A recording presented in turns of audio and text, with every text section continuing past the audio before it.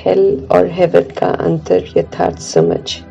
दोजक नरक के रीति रस्म को छोड़ ईश्वरीय रीति रस्म अपनाकर याद की यात्रा में रहते हुए अपने उत्तम पुरुषार्थ से बहिष्यत अर्थात स्वर्ग का पूरा वर्षा लेने की, फिर खुदाई खिदमतगार बन सभी को बहिष्यत का रास्ता बताने की हेवनली गॉडफादर की हम जीवात्माओं के लिए आज की मुरली से शिक्षाएं। ब्राह्मण जीवन ईश्वरीय जीवन है जिसमें दुख हरता सुख करता परमात्मा हम आत्माओं को सुख देना और लेना सिखाते हैं। जो सुख का लेन देन करते हैं वे अतीन्द्रिय सुख के अधिकारी बन जाते हैं और सदा बाप के साथ सुखों के झूलों में झूलते हैं। संकल्प में भी उन्हें कभी ये नहीं आता है कि किसी ने उन्हें बहुत दुख दिया है। उनका वायदा है कि न वे कभी दुख देंगे न दुख लेंगे। इसलिए अगर कोई उन्हें जबरदस्ती दुख देते भी हैं तो वे उस दुख को धारण नहीं करते हैं, अर्थात अंदर लेकर नहीं जाते हैं, फील नहीं करते हैं। ब्राह्मण आत्मा अर्थात सदा सुखी, किसी भी प्रभाव से सदा मुक्त। परमात्मा के बच्चे ब्राह्मण आत्माओं का कार्य है सुख देना और सुख लेना। वे सदा परमात्म संसार में रहते हैं, सदा ही सुखमय हैं। इस संसार में रहने वाली आत्माएं अपने आदि अनादि सुख स्वरूप में रहते हैं। सुख स्वरूप आत्मा वही देती है जो उसके पास होता है, उसके पास सुख ही सुख होता है। इसलिए बिना किसी भेदभाव के वो आत्मा सिर्फ सुख का ही लेन देन करती है। सभी को रूहानी सुख देना ये परमात्मा की आज्ञा है। तो जो ये आज्ञा पूरी करते हैं वे अतीन्द्रिय सुख के अधिकारी बन जाते हैं। परमात्मा कहते हैं कि आप नम्रता का गुण धारण करो तो लोग नमन करते हुए ईश्वरीय कार्य में पूरा सहयोग देंगे। दुर्भाग्यशाली बन गई आत्माओं को परमात्मा सौभाग्यशाली अर्थात स्वर्ग का मालिक बनाने आए हैं। हमें उनकी श्रीमत पर चलकर बनते जाना है और औरों का भी संबंध परमात्मा से जोड़ते जाना है। दुनिया में बहुत कॉन्फ्रेंसेस होती हैं। परमात्मा कहते हैं कि झूठ खंड में किसी भी कॉन्फ्रेंस से कोई कल्याण नहीं होता। नंबर 1 कॉन्फ्रेंस संगम युग में होती है जिसमें आत्माओं का मिलन परमात्मा से होता है। सिर्फ मिलन नहीं बल्कि परमात्मा के संग से ज्ञान गुण शक्तियों की प्राप्ति भी होती है। और जो जितना इन खजानों को प्राप्त करता है अपना बनाता है श्रीमत पर चलता है उसी प्रमाण मुक्ति जीवन मुक्ति का वर्षा प्राप्त करता है। सारे कल्प की प्राप्ति अभी संगम युग में कर सकते हैं। ये सच्चा कुंभ का मेला है जिसमें आत्मा का संपूर्ण परिवर्तन हो जाता है। इस कॉन्फ्रेंस के बाद सृष्टि परिवर्तन हो जाता है। फिर 2500 वर्ष की राजधानी में कोई भी कॉन्फ्रेंस यज्ञ जप तप नहीं होते हैं।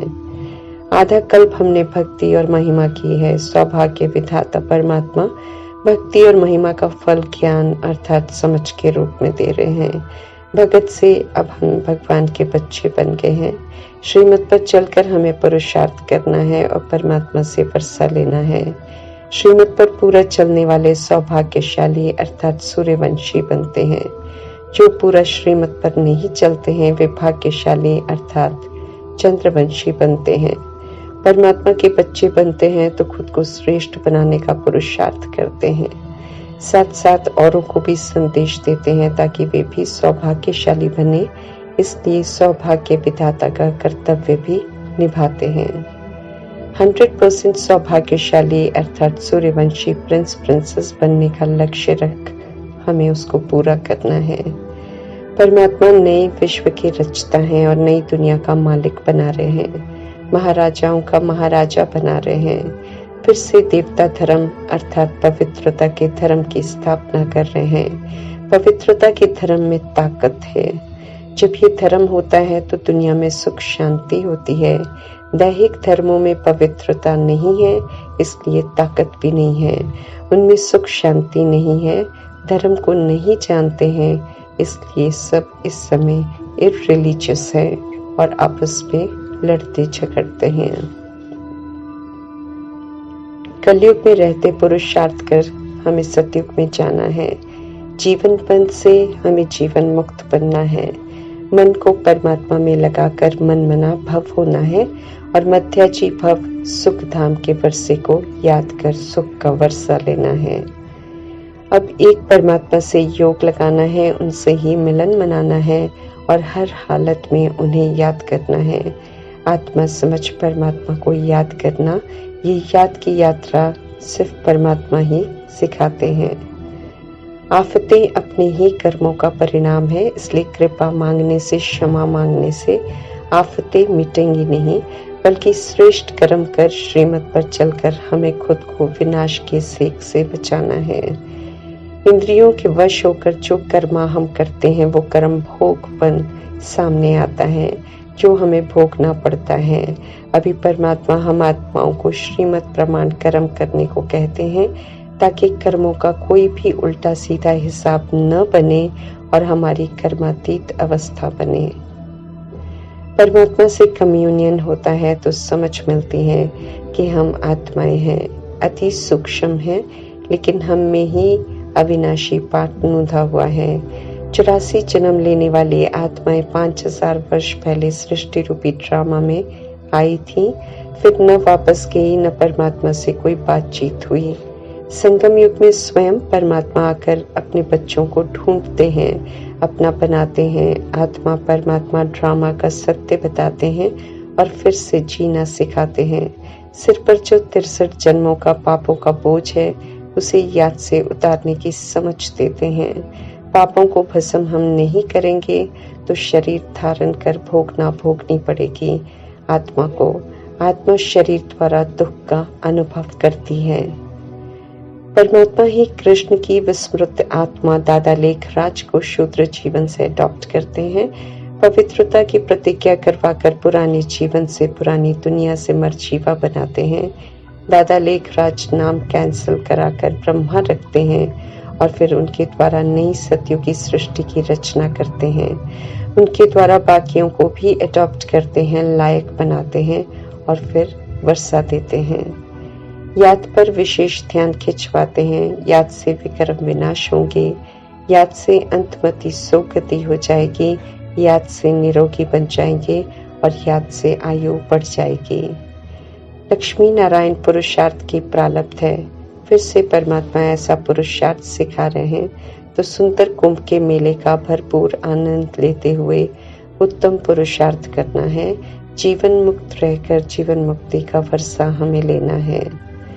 त्रिकालदर्शी और स्वदर्शन चक्रधारी बन तीनों कालों के ज्ञान से और स्व के आदि अनादि दर्शन की नॉलेज से दे अभिमान को, अहंकार को, अन्य विकारों को खत्म करना है।